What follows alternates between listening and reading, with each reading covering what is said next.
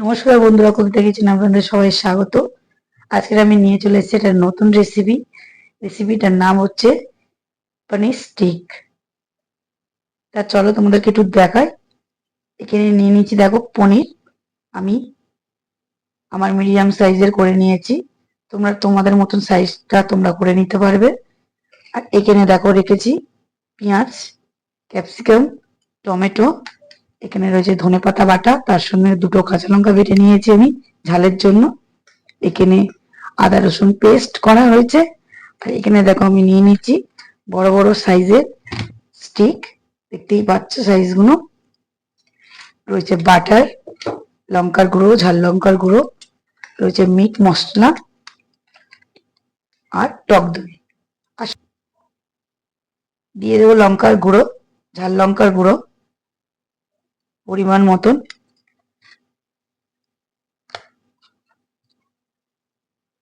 দিয়ে দেবো হলুদ গুঁড়ো, স্বাদ মতন লবণ,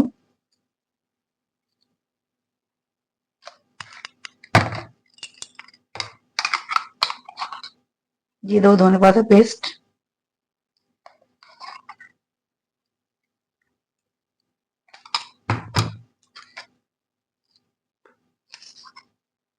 আদা রসুন বাটা 1 চামচ, মিট মশলা, এটাও পরিমাণ মতন দিয়ে দেবো। যে যেমন ঝাল খায় সেরকম বুঝে শুনেই দেবে।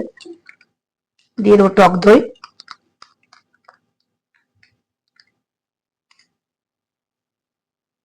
2 থেকে 3 চামচ। এরপরে দেখো আমি নিয়ে চলে এসেছি কারি পাতা, দেখতেই পাচ্ছ দুটো। আমি এটাকে একটু হাতের সাহায্যে টুকরো টুকরো করে কেটে দিয়ে দেবো, যাতে এর খুব সুন্দর একটা গন্ধ আসে আর খেতেও খুব দুর্দান্ত হয়। দেখতেই পাচ্ছ আমি টুকরো টুকরো করে দিয়ে দিলাম এর মধ্যে।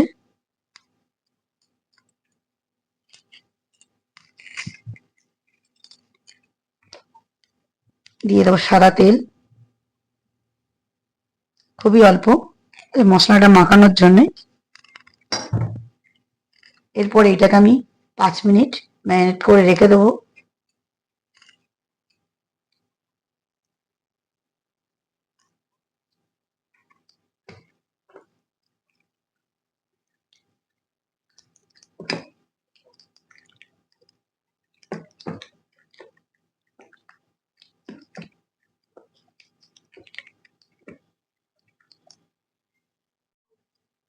এখানে দেখো পনিরটাকে আমি মাখিয়ে নিয়েছি।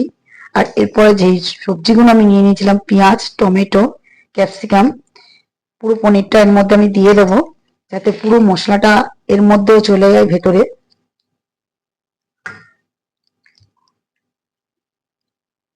আর দেখতেই পাচ্ছ কালারটা খুব সুন্দর একটা এসছে, আর খেতেও সত্যি খুব সুন্দর হবে এটাকে।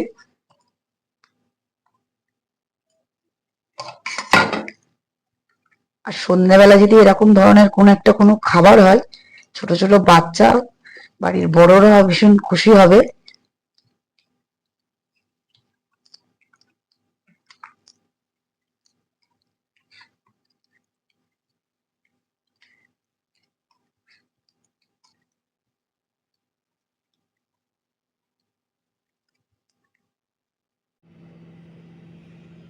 তো এখানে দেখো 5 মিনিট হয়ে গেছে, আমি চলে এসেছি।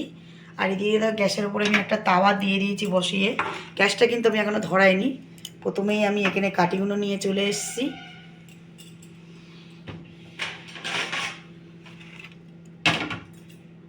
প্রথমেই আমি একটা একটা করে এখানে দেখো, প্রথমেই আমি একটা পেঁয়াজ নিয়ে নিয়েছি, এদিকে দেখো। তারপরে নিয়ে নেবো ক্যাপসিকাম, এরপরে নিয়ে নেবো একটা ক্যাপসিকাম। এবার নিয়ে নেবো একটা টমেটো,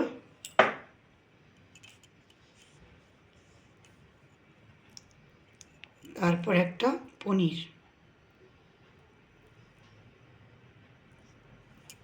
এইভাবে আরেকটা আমি এইভাবে সাজিয়ে নেব আবার।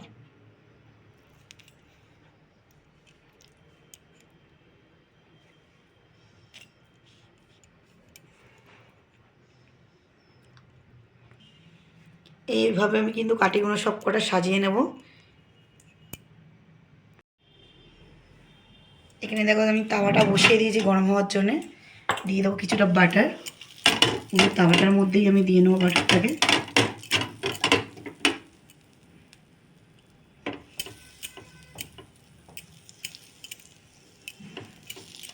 মাঝখানে জাস্ট ছেড়ে দেবো।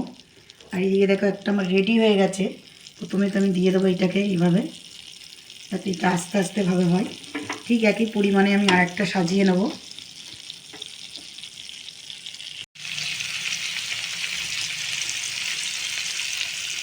এইদিকে দেখো আমার 3টে প্রায় হয়ে গেছে। আমার 3টে দিয়ে দিয়েছি আমি।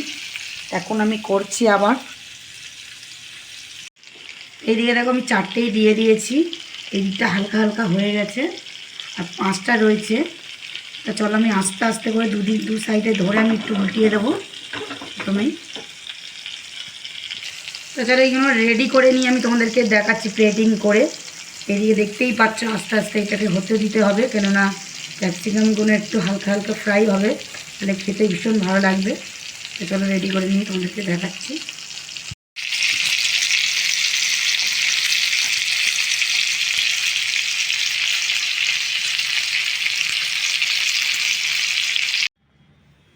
এইদিকে দেখো আমি চলে এসেছি একদম নিয়ে, প্লেটটা নিয়েই চলে এসেছি খাওয়ার জন্যে। তো এখানে দেখো স্টিক পনির কাবাব নিয়ে চলে এসেছি আমি খেতে একদম। আর চলো দাদা এখন বাড়িতে নেই, তা আমিই খেয়ে তোমাদেরকে দেখাচ্ছি কেমন হয়েছে খেতে। খুবই গরম, সবে কিন্তু আমি নামিয়েছি। আর এদিকে আমার ছেলে ঘুমিয়ে পড়েছে, দেখতেই পাচ্ছ।